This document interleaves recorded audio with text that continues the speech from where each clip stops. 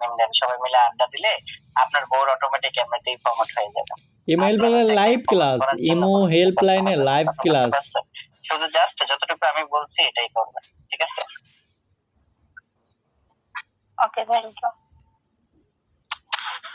আপনাকে অসংখ্য ধন্যবাদ। আসসালামু আলাইকুম। একটু ওয়েট করেন বটপ 11, একটু ওয়েট করেন, আমি সিরিয়াল মেনশন করতে যাব। আসসালামু আলাইকুম বটপ 14, কি উঠছিলে? প্রিয় ভাই, কিভাবে সহায়তা করতে পারি অবশ্যই বলবেন। হ্যালো বটপ 14, কি উঠছিলে দিদা? ইমো হেল্পলাইনে আপনাদেরকে হ্যাঁ 11 প্লিজ বলুন। যে যখন আসবেন আপনাকে তখনই হেল্প করা হবে, হ্যাঁ, এটা কোনো নির্দিষ্ট টাইম নাই। ইমো হেল্পলাইন 24 ঘন্টা খোলা আপনাদের 11 জন্য। নম্বরের সাথে কথা বলতেছি। 9, আপনি একটু মিউটে থাকেন। হ্যাঁ বলুন, শুনছি। ওয়ালাইকুম সালাম। আমি আসলে কোনো হেল্পের জন্য আসিনি, একটা রিপোর্ট দিতে আসছি আপনাদের, এই যখন এটা অফিসিয়ালি গ্রুপ হেল্পলাইন। জি জি বলুন, শুনছি।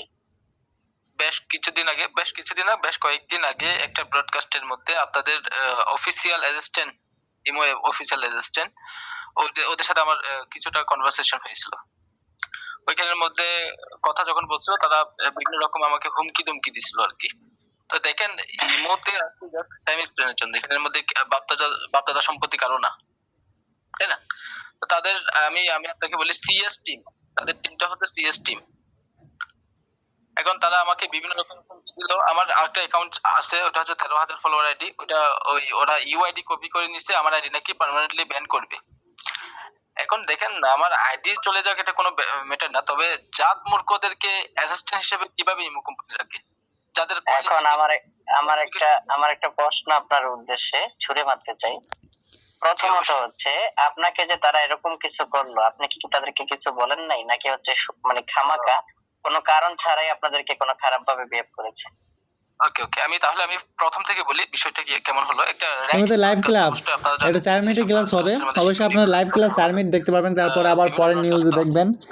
ইমো অফিশিয়াল লাইভ ক্লাস, ওকে? নিজেকে অফিশিয়াল দাবি করতেছে একটা পেজের মাধ্যমে, প্রিমিয়াম ইউজার একটা পেজ আছে অ্যাসিস্ট্যান্টের। ওটা দিয়ে সে অনেক চাপা মারতেছিল। তাকে আমি ওর অন্য একটা অ্যাকাউন্ট আমি রিপোর্ট করে ব্যান করছিলাম, যার কারণে সে স্লাইম ইউজ করছিল, বাজে কথা বলছিল, যার কারণে রিপোর্ট করার সাথে সাথে ব্যান হয়েছে। এখন সে তার অফিসিয়াল আইডি নিয়ে এসে সে অনেক প্রভাব খাটাচ্ছে। ফার্স্ট কিন্তু উৎপাদিত হয়েছে যে বিষয়টা, আমি আপনাকে একটু মিউট করতেছি, আমার কথাটা শুনবেন। প্রথমত হচ্ছে, ইমু সব সময় প্রমাণ চায়, প্রমাণ ছাড়া কারোর প্রতি অ্যাকশনে যায় না।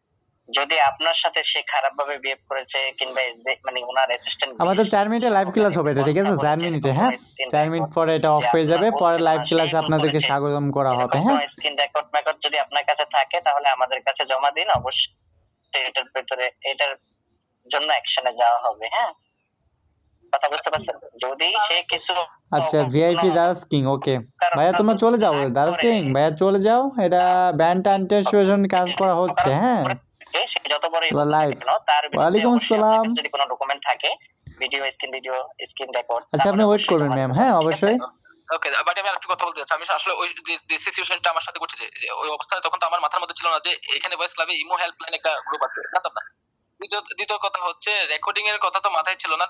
তৃতীয় কথা যে বিষয়টা আমার ইম্পর্টেন্ট লাগছে, যে আপনারা অফিসিয়াল ভাবে এরকম জাত মূর্খ আনএডুকেটেড খ্যাত পোলাপাইনদেরকে কি ভাইয়া, আপনার কাছে হয়তো তাকে খারাপ লাগতে পারে, কিন্তু দেখবেন বটপ এটার কাছে কিন্তু সে প্রিয় মানুষ। কথা বুঝতে পারছেন? আপনি একটা মানুষকে, এই যে আপনি যেই ল্যাঙ্গুয়েজটা ইউজ করতেছেন, এটা কিন্তু খুবই আমার কাছেই খারাপ লাগতেছে শুনতে, কারণ আমি একজন অফিসিয়াল বোর্ডে অ্যাডমিন। কথা বুঝতে পারছেন? ওকে, আজকের মতো লাইভ ক্লাস শেষ। পরে লাইভ ক্লাসে আপনাদেরকে আরেকটা নতুন কিছু শেখানো হবে, হ্যাঁ।